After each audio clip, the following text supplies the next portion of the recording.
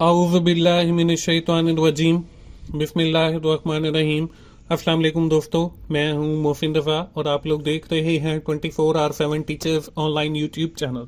दोस्तों, क्लास चल रही है हमारी इंट्रोडक्शन टू बिजनेस की और आज उस सीरीज का हमारा 24 लेक्चर है। इंशाल्लाह हम अगली 1-2 क्लासेस के साथ ही अपना जो हाफ कोर्स है वो कंप्लीट कर लेंगे और मुझे पूरी उम्मीद है कि सारे दोस्तों को जो मैं इंट्रोडक्शन ऑफ बिजनेस पढ़ा रहा हूं उसकी समझ भी आ रही होगी। दोस्तों, आज की क्लास का हमारा जो टॉपिक है वो है मोटिवेशन एट वर्क प्लेस। आज की क्लास शुरू करने से पहले हम एक बार ये देखते हैं कि हमने पिछली क्लास के अंदर क्या पढ़ा था। दोस्तों, पिछली क्लास के अंदर हम लोगों ने बात की कंपनसेशन एंड बेनिफिट्स के हवाले से। मैंने आपको बताया कि कंपनी के अंदर जो वर्क फोर्स काम कर रही होती है उनकी कंपनसेशन एंड बेनिफिट्स क्या होते हैं और वो कौन लोग डिसाइड करते हैं। आज की क्लास में हम ये देखेंगे कि हमने उनको कंपनसेशन एंड बेनिफिट्स तो प्रोवाइड कर दिए, अब हम उनको वर्क प्लेस के ऊपर मोटिवेट कैसे करेंगे कि वो मोटिवेट हो और अपना जो काम है उसको पूरा करें to achieve the organisational objective. इसको हम आज की क्लास के अंदर डिस्कस करेंगे। तो first of all we need to understand the motivation concept कि मोटिवेशन बेसिकली क्या होती है। The word motivation has been derived from the word motive, which means a force that force people toward a task. कि motivation से मुराद एक ऐसी force है या एक ऐसी ताकत है जिसके जरिए हम लोगों को या एम्प्लॉइज को जो उस ऑर्गेनाइजेशन के अंदर काम कर रहे होते हैं उनको इन्फोर्स करते हैं कि वो अपना जो मकसद है या जो टास्क उन्हें असाइन किया गया है वो उसको अचीव करें। जब सारे लोग अपना अपना टास्क अचीव करेंगे तो उससे ओवर ऑब्जेक्टिव है वो अचीव होगा। Employees motivation is even more critical to firm success than job satisfaction and morale। कि जो मोटिवेशन है वो बहुत जरूरी है, वो बहुत क्रिटिकल है किसी भी कंपनी की, किसी भी ऑर्गेनाइजेशन की, किसी भी फर्म की सक्सेस से देन जॉब सेटिस्फैक्शन या मोरल के। तो मोस्ट इंपॉर्टेंट जो थ्योरीज है मोटिवेशन की वो हम आज की क्लास के अंदर हम डिस्कस करने वाले हैं, जिसमें हमारे पास Maslow hierarchy need of theory है, इसके बाद हमारे पास एमसी जॉर्ज थ्योरी है, हार्थून स्टडीज है। हम बारी बारी इन थ्योरीज को देखते हैं और हम सबसे पहले चलते हैं और देखते हैं कि हमारे पास Maslow hierarchy need of theory क्या है। इसमें देखें हमारे पास Abraham Maslow in 1943 develop a hierarchy need that explain the motivational fruitfully in a paper titled A Theory Human Motivation. This was named as the Maslow hierarchy need of motivation। ये एक Ibrahim Maslow ने जो है 1943 के अंदर जो है एक थ्योरी पेश की। उसके अंदर उसने हमारी जो इंसान की नीड्स हैं उनको जो है मुख्तलिफ जो है वो कैटेगराइज किया, 5 कैटेगरी उसकी बनाई और उसमें हमारे पास साइकोलॉजिकल नीड है, सेफ्टी नीड है और बिलोंगिंग नीड है, एस्टीम नीड है और हमारे पास सेल्फ एक्चुअलाइजेशन नीड है, आखिरी कॉग्निटिव नीड है। उसको इन्होंने 5 हिस्सों के अंदर तकसीम किया और बताया कि एक जो आदमी है जब उसकी एक स्टेप की नीड्स जो है वो फुलफिल हो रही होती हैं तो वो और ज्यादा मोटिवेटेड हो जाता है और इस तरह से वो ऊपर ऐसे चढ़ता चला जाता है जैसा कि आपके तस्वीर में दिखाया गया है, और उसकी जो जॉब सेटिस्फैक्शन है वो भी अचीव हो जाती है और उससे अल्टीमेटली कंपनी का जो ऑब्जेक्टिव है वो भी अचीव हो जाता है। अब जो उसने 5 नीड्स बताई उसमें उन्होंने 3 नीड्स को जो है डेफिशिएंसी नीड कहा और 2 नीड्स को जो है वो ग्रोथ नीड का, जिसमें साइकोलॉजिकल सेफ्टी एंड बिलोंगिंग को उसने डेफिशिएंसी के अंदर, एस्टीम और सेल्फ एक्चुअलाइजेशन को जो है वो उसने ग्रोथ नीड के अंदर शुमार किया। हम बारी बारी इन सारी नीड्स को देखते हैं। इसमें जो पहली नीड है वो है psychological need. These are biological requirement of human survival. ये इंसानी जिंदगी गुजारने के लिए जो है बेसिक हमारी नीड होती है, जिसमें हवा है, पानी है, खुराक है, पनाह है, कपड़े हैं, सोना है। तो ये हमारी बेसिक अगर नीड्स पूरी हो रही हैं किसी भी कंपनी के अंदर तो हमारी जो मोटिवेशन है वो अगले स्टेप के ऊपर चली जाती है और बढ़ जाते हैं, हम ज्यादा मोटिवेटेड हो जाते हैं। हम ये देखते हैं कि हमारी जो सारी जरूरियात हैं वो पूरी हो रही हैं। इसके बाद जब बंदे की ये साइकोलॉजिकल नीड जो है वो फुलफिल हो जाती है, If the psychological need are satisfied, then the need for security and safety become silent. इसमें आपकी जो है जब सारी नीड्स आपकी साइकोलॉजिकल, आपको खाना भी मिल रहा है, आपको जो है पानी भी मिल रहा है, आपके पास घर भी है, तो फिर बंदा ये सेफ्टी की तरफ बढ़ जाता है कि उस कंपनी के अंदर हमें जो सैलरी मिल रही है उससे हमारी साइकोलॉजिकल नीड तो पूरी हो रही है। फिर बंदा ये देखता है कि मुझे जो है वो मेडिकल केयर भी मिलनी चाहिए, मुझे कोई मेडिकल अलाउंस भी मिलना चाहिए, मुझे जो है वो प्रोटेक्शन भी मिलनी चाहिए, कंपनी का एक सेफ इन्वायरमेंट भी मिलना चाहिए, अगर मैं बाइक पर ट्रेवल कर रहा हूं तो मेरे पास हेलमेट भी होना चाहिए। तो ये हमारी सारी सेफ्टी के अंदर आता है। तो किसी भी कंपनी के अंदर जब आपकी साइकोलॉजिकल नीड्स पूरी हो जाती हैं, एम्प्लॉइज जो है वो अगले मोटिवेशन लेवल पे चला जाता है, तो उसका जो नीड लेवल है वो भी चेंज हो जाता है। वो सेफ्टी, फिर वो सारी चीजें, मेडिकल अलाउंस और वो सारी चीजों की तरफ चला जाता है। और when the satisfy from the safety need then it's need. अब वो लोग ये चाहते हैं, means human emotional and need for interpersonal relationship, affiliating है, बिलोंगिंग्स है, और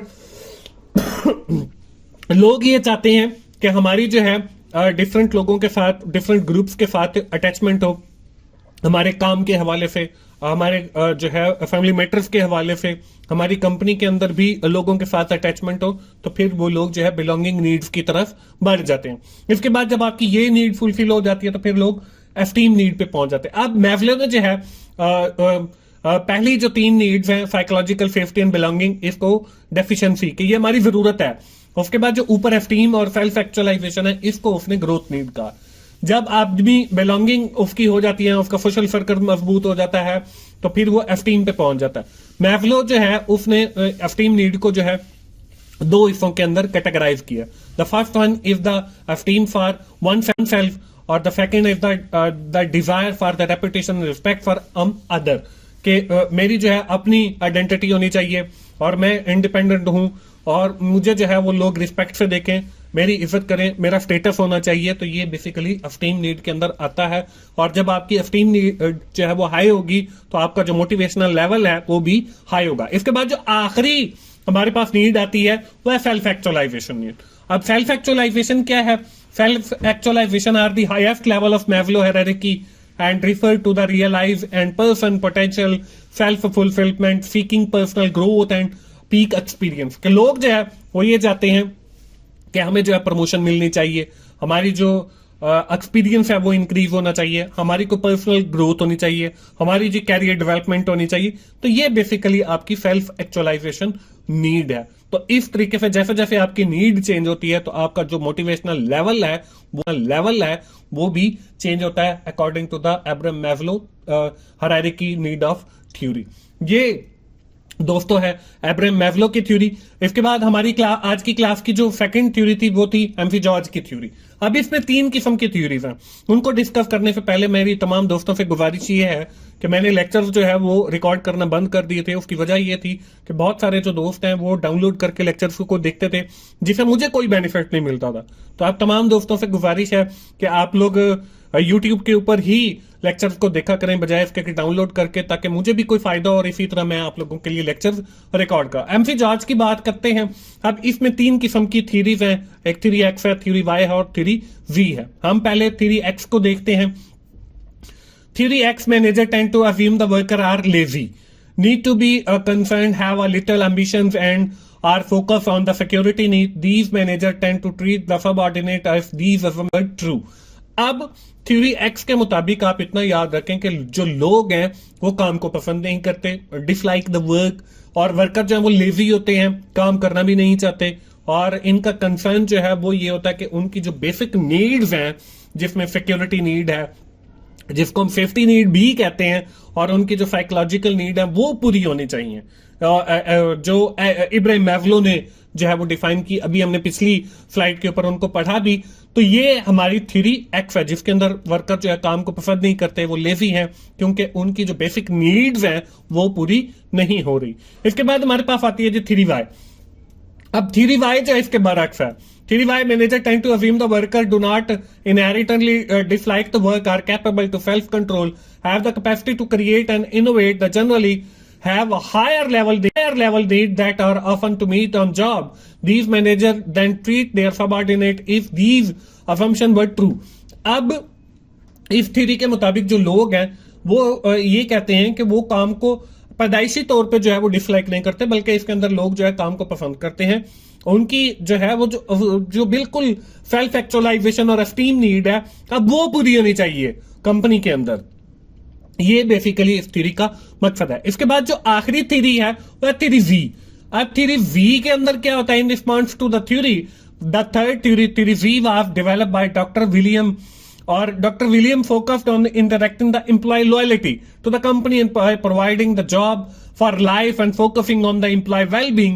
अब इस थ्योरी के मुताबिक ये होता है, थ्योरी एक्स के अंदर देखें लोग काम को पसंद नहीं करते, डिसलाइक द वर्क और लेजी हैं। थ्योरी वाई में लोग काम को पसंद करते हैं और काम भी करते हैं। अब थ्योरी वी में ये होता है कि लोग जो काम कर रहे हैं वो कंपनी के साथ लॉयल भी हैं, लेकिन जितना वो काम कर रहे हैं उसके मुताबिक उनको रिवार्ड नहीं किया जाता, उसके मुताबिक उनको कंपनसेशन एंड बेनिफिट्स नहीं प्रोवाइड किए जाते, उसके मुताबिक उनको सैलरीज नहीं दी जाती, तो जिससे वो डीमोटिवेट होते हैं। तो हमें जो है इन तीनों थ्योरीज को भी देखना है और साथ जो है मोटिवेशन को भी देखना है।